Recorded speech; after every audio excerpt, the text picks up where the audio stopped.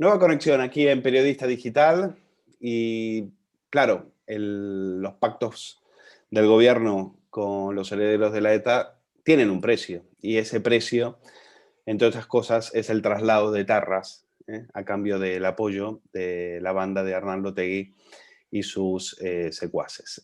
Bueno, por supuesto que la Asociación Víctimas del Terrorismo ha alzado la voz y ha dicho que esto bueno, que esto no lo iban a protestar y no lo iban a permitir. Y entre esas personas tenemos la suerte de tener a su presidenta, a Maite Araluce, que nos atiende amablemente para contarnos un poco cómo ha caído esta noticia bomba, aunque a algunos no nos sorprende, pero que ha dejado a bastante parte de la sociedad española conmocionados. Maite, gracias por estar con nosotros.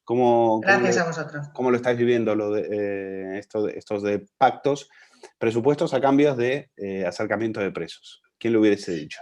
Pues lo estamos viviendo con mucha preocupación, con mucha tristeza y bueno, pues la verdad es que nos sentimos traicionados. Al final estamos pagando a las víctimas del terrorismo pues con nuestro sufrimiento, el que estos puedan sentarse en un sillón y aprobar unos presupuestos.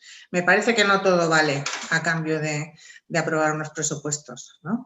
Y entre otras cosas no vale jugar con el sufrimiento de las víctimas del terrorismo, que yo creo que ya hemos sufrido bastante. Bueno, habéis sacado un comunicado. Sobre todo sorprende que nada más y nada menos que un vicepresidente diga que, sin tapujo, como decís en el comunicado, que Bildu va a ser uno de los principales dirigentes del Estado, que es una expresión que, bueno, no sabemos bien lo que significa, pero sabemos a qué suena, y es a mandar, a decidir, a poder, ¿no? Sí. Sí, pues imagínate cómo nos sentimos porque al final, bueno, pues Bildu es un partido que sigue defendiendo que la violencia no estuvo mal en un momento dado, que no, bueno, no ha condenado la violencia, no ha condenado los atentados. Entonces, bueno, pues nos sentimos que un partido que al final apoya, incluso está integrado por pertenencia a algunos de sus miembros, como Arnaldo Otegi, está condenado por pertenencia a banda terrorista. Entonces no entendemos cómo pueden estar gobernando y encima ahora se les puede decir que van a estar esos partidos en la dirección del Estado, ¿no? Entonces, realmente al final, bueno, pues lo que nosotros sentimos que ETA ha generado 853 víctimas mortales, más de 4.000 heridos, 79 secuestrados, decenas de miles de personas amenazadas y que han tenido que huir del País Vasco. Y al final, ¿para qué todo esto? ¿Para que estén dirigiendo a nuestro país? ¿Para que estén sentados en las instituciones? Realmente esto es muy doloroso.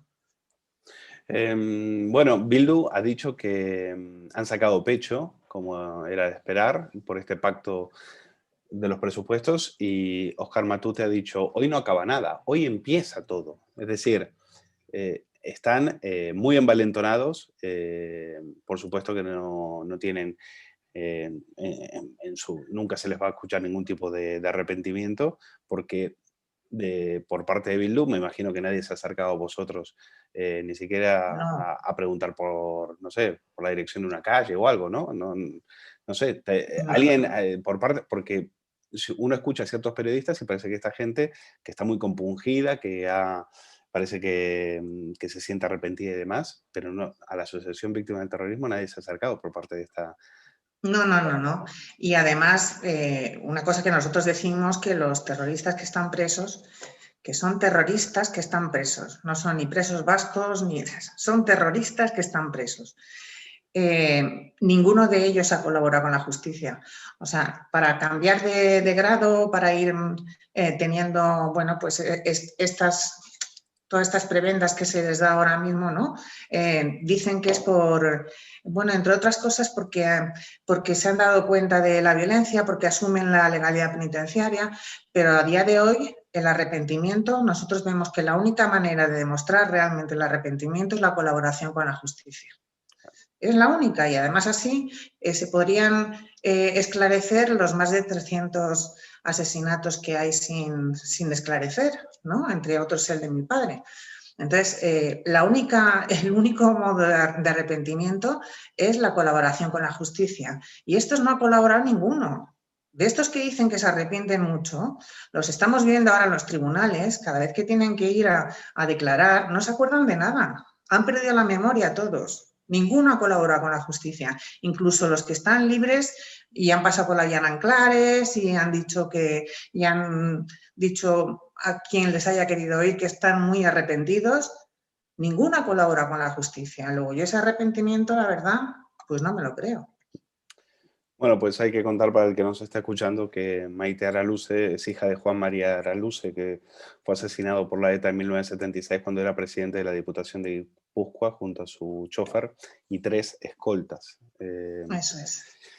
Bueno, por supuesto que estas cosas, nada de esto va a ensuciar la memoria de tu padre, Maite, pero sí es verdad que es indignante ver a esta gente, nada más y nada menos que, como dijo Marcha Espirúa en sede parlamentaria, nosotros vamos a condicionar a partir de ahora las políticas del gobierno de España. Es decir, que el gobierno de España se siente a negociar con esta gentuza es indignante. ¿En qué hemos perdido? ¿En qué creéis que nos hemos equivocado? ¿En qué momento nos hemos dado un tiro en el pie? Pues entre otras cosas en darles voz a toda esta gente y en bueno, pues tenerles como otro partido político más a Bildu, cuando nosotros realmente, y lo vamos a seguir haciendo, hemos presentado más de 1000 indicios ante la Audiencia Nacional, ante la Fiscalía General, para ilegalizar Bildu.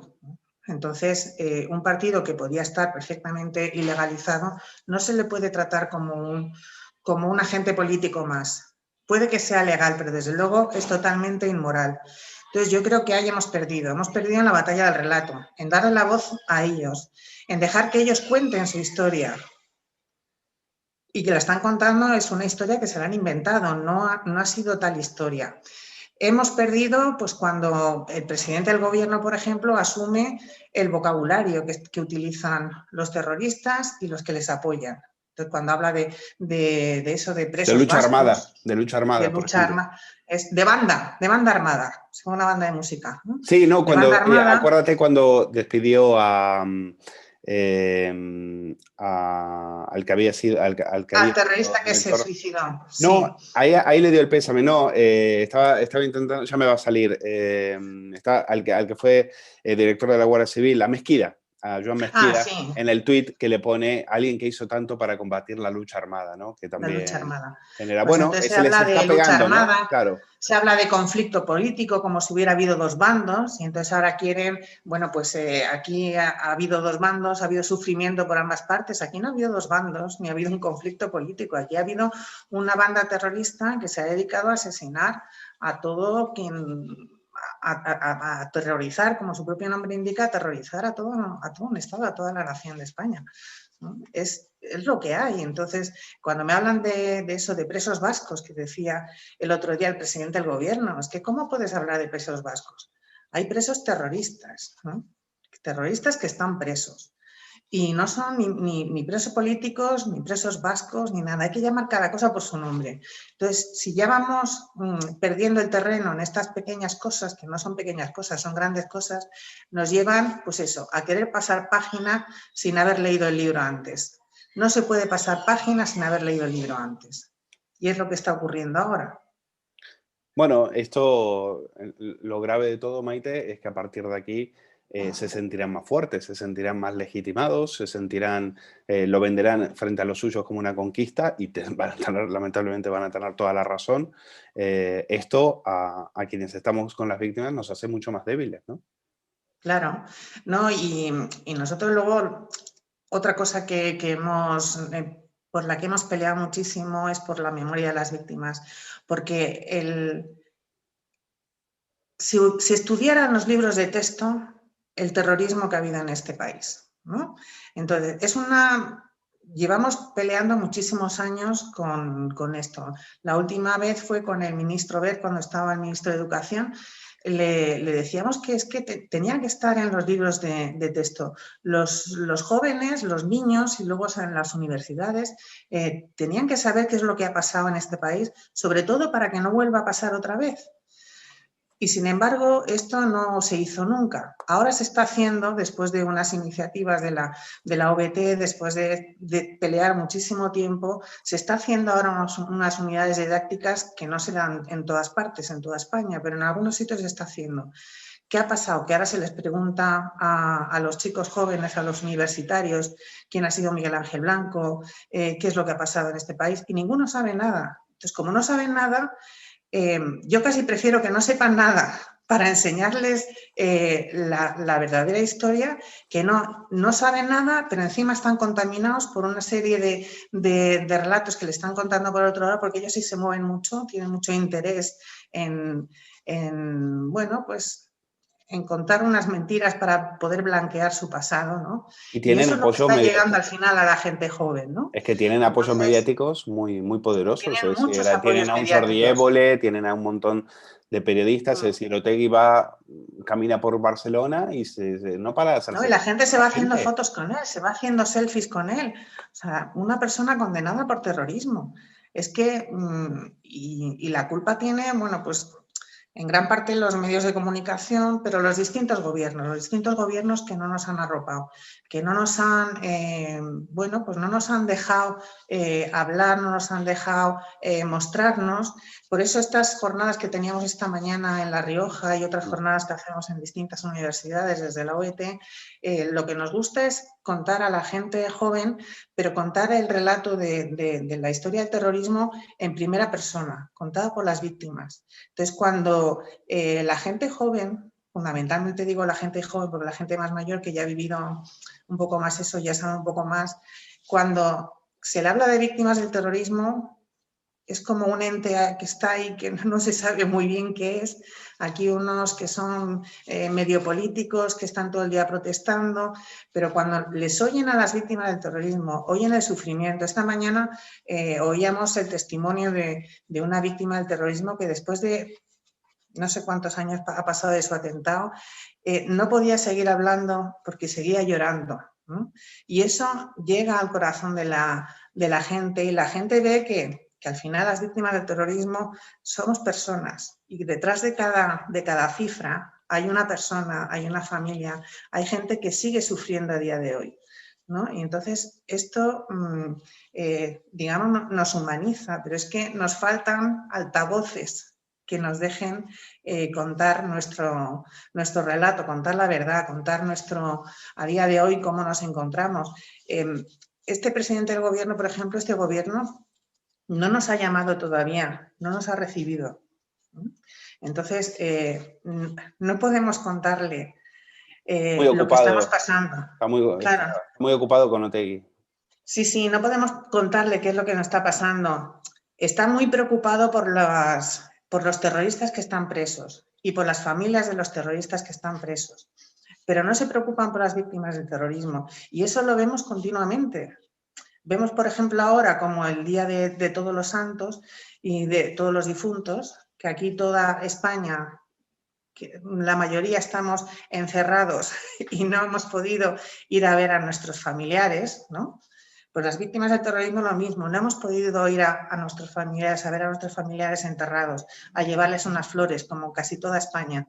Sin embargo, a hijos de terroristas se les ha permitido en plena pandemia ir a visitar a su madre. Por ejemplo, el hijo de Amboto el otro día, en plena pandemia, además viviendo en el País Vasco, que estaba totalmente encerrado, bueno, pues se le ha permitido ir a ver a su madre a la cárcel, ¿no? Mientras todos los demás estábamos en casa sin poder honrar a nuestros muertos, ellos sí tienen esa facilidad, ¿no? Porque se la ha dado al final, pues el Ministerio del Interior es el que da los permisos, ¿no? Entonces te sientes totalmente traicionado, dices, bueno... ¿Con Marlaska habéis hablado? Con Marlaska, pues mira, empezamos una relación, a Marlaska lo conocemos desde hace muchísimos años, pero claro, no lo conocíamos como ministro. Entonces, como ministro, al principio, pues la verdad es que el trato fue muy correcto, muy fluido, y es verdad que él se comprometió a informarnos de estos traslados, y de esto va a ser, bueno, en ese sentido muy... la verdad es que sí nos ha respondido, o sea, que nos ha ido informando puntualmente de todos los traslados, pero se ha saltado una serie de líneas rojas que nos dijo que nos iba a saltar. Entre otras cosas, nosotros le pedimos que no se trasladaran presos con delitos de sangre, ¿no? Y que no se trasladaran a cárceles, nos dijo que nos iban a trasladar a cárceles del País Vasco, sino que se iban a acercar, pero no, nunca a cárceles del País Vasco. Bueno, ya se están acercando a cárceles del País Vasco y se están acercando a terroristas con delitos de sangre, con muchos delitos de sangre detrás. Entonces, ¿qué es lo que pasa? Nosotros le dijimos, bueno, cuando traslades, si se traslada alguna vez a terroristas con delitos de sangre, nosotros nos tenéis que avisar con un tiempo para que nosotros, o sea, nosotros el protocolo que tenemos cuando nos llega la carta, el correo del Ministerio del Interior diciendo cuáles van a ser los siguientes acercamientos, nosotros lo ponemos en conocimiento de nuestra abogada ve todos los informes, ve los terroristas qué víctimas mortales tienen. Entonces, le pasa ese listado a nuestros psicólogos y los psicólogos entonces localizan esos teléfonos de los familiares y son nuestros psicólogos los que dan la noticia a la víctima del terrorismo. ¿Por qué? Porque les hace mucho menos daño que sea el psicólogo el que les dé la noticia y el que les pueda seguir después si ven que tienen una recaída psicológica, que suele ser lo normal, cuando ven que al que ha asesinado a su padre o a su hijo o a su hermano le dan esta serie de beneficios, normalmente pues las víctimas suelen tener una recaída, les hace falta otra vez asistencia psicológica. Entonces, por eso es importante que les llamen nuestros psicólogos, que no se enteren por la prensa. Pues es como imposible. Nos avisan al mismo tiempo, nos avisan a lo mejor media hora antes que al resto a la prensa, vamos. Con lo cual es que no nos da tiempo muchas veces, no nos da tiempo material. Entonces le hemos pedido que por favor que nos avisen con más tiempo. No nos hacen caso. Y Marlaska ha cambiado mucho la relación con Marlaska nuestra. ¿Y Marlaska muestra algún tipo de, no sé, de arrepentimiento, de decir, bueno, ya sabéis cómo es la política, hay cosas que puedo hacer y cosas que no me dejan? ¿Cómo que el último Marlaska que habéis conocido, qué impresión os causa? Pues mira, yo de la última reunión que he tenido con Marlaska al Marlaska de ahora, que ahora no nos recibe, pues veo bastante diferencia. Irreconocible. Sí, y luego además es verdad que siempre nos dice lo mismo, no, si esto es legal. Y hombre, faltaría que un gobierno todavía no haga las cosas legalmente. Digo, pero puede ser legal, pero inmoral, ¿no? Porque bueno, realmente las hace.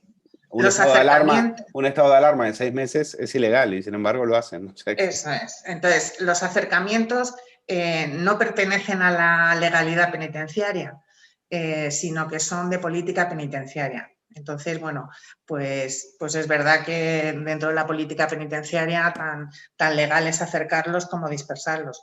Nosotros mantenemos que la dispersión ha ayudado a la reinserción y pensamos que sigue ayudando a la reinserción. O sea que para nosotros la política de dispersión tendría que estar todavía, o sea, ahora mismo de facto, aunque ellos nos dicen que la política de dispersión sigue, de facto es que ya no hay política de dispersión porque lo están reagrupando, o sea que para nosotros nos parece un error y un error grave además. ¿Tenéis algún tipo de iniciativa, de actividad? Hay una parte de las víctimas que entiende que se ha reunido con los etarras, en las cárceles. No sé si os ha pasado también, si habéis pedido o habéis tenido reuniones con algunos, no sé si los hay arrepentidos o algunos que han querido No, como asociación no. O sea, nosotros a las víctimas que pertenecen a la asociación, que son más de 4.700, nosotros nunca les hemos dicho lo que tienen que hacer. Si a alguno le parece que le va a ayudar reunirse con el terrorista que atentó contra su familiar, bueno, pues cada uno que haga lo que quiera. Nosotros en ese sentido no damos pautas. Nosotros estamos ahí siempre para apoyar y para ayudar en todo lo que podamos. Pero en ese sentido nosotros no damos pautas como asociación. Lo que sí tenemos iniciativas para, bueno, pues para que todo este mundo de las víctimas se conozca, para dar visibilidad a las víctimas, ¿no? Entre otras, por ejemplo, tenemos ahora el fin de semana una carrera popular que hacemos todos los años por las víctimas del terrorismo. Se trata de correr o andar 5 o 10 kilómetros por las víctimas del terrorismo para darles visibilidad. Y bueno, este año no se va a poder hacer de manera presencial, va a ser una carrera virtual, pero con temas como estos nos dan pie bueno, pues a ir a medios de comunicación, a que se hable de las víctimas y que no caigamos en el olvido. ¿Ha habido contactos, algún etarra en la cárcel os ha intentado contactar en algún momento? A mí no, desde luego. ¿A la asociación? No. No. A la asociación como asociación no. Claro. Yo no sé si alguien... Bueno, pero ya digo que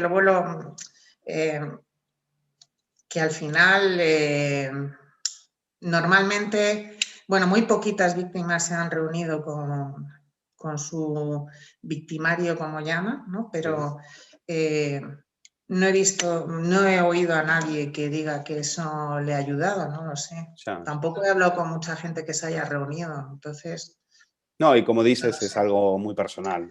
Al final depende de cada uno y cada uno gestiona su dolor y su drama como le parece, lógicamente. Pues Maite, gracias. Agradecerte mucho de estar con nosotros. Dices, bueno, nos faltan medios, altavoces. Bueno, modestamente es uno y tenéis pues muchísimas gracias para lo que necesitáis. ¿Vale? Muchas gracias. Gracias.